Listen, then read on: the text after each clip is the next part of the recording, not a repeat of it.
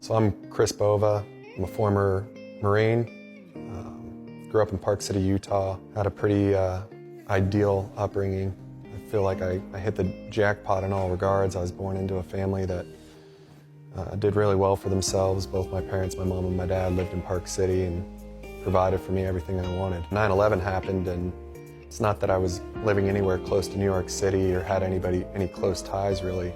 Kind of felt a calling to join the military. So I waited till I was 18. On my 18th birthday, I went down to MEPS, signed the paperwork, and within a couple months was off to boot camp. The very first firefight I was ever in was in Sahara Desert in Iraq, and one of the elements stumbled upon a group of about 23 insurgents that were ready to rock. We hit that building, did a raid on it, and the firefight lasted a pretty lengthy time. We were outnumbered, outgunned. These guys were screaming out of the building with suicide vests on, blowing themselves up, trying to get us. And it was just tunnel vision at that point.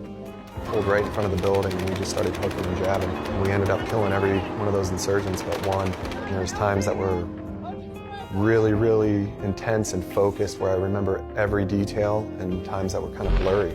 So the next day we were digging through rubble of a building that took a bunch of JDAM bombs on it, and there's just dead bodies everywhere.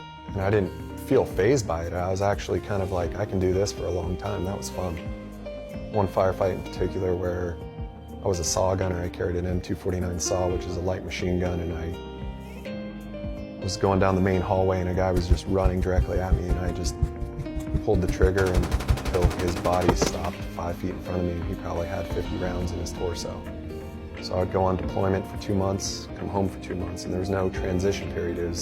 I got off a plane in Washington, D.C. and took a plane to Park City, Utah.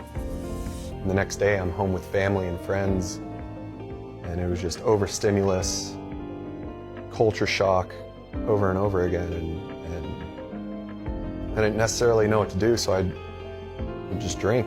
I didn't want to feel the emotions. I was young, I had no clue what to do, and had no one really to reach out to. Every day I was home, I'd be snorting cocaine and polishing off half a bottle of whiskey in the morning. And I burned bridges with my family, with my friends, didn't give a fuck. Some of my buddies that were on the same program as me, and we were also in the Marine Corps together, they were like, what the fuck are you doing, man? We've got higher expectations for you. It wasn't really until I sobered up, I made a pact with my best friend, okay, I'm not gonna fucking drink. Because every bad decision I've made in my life has been filled with booze and cocaine.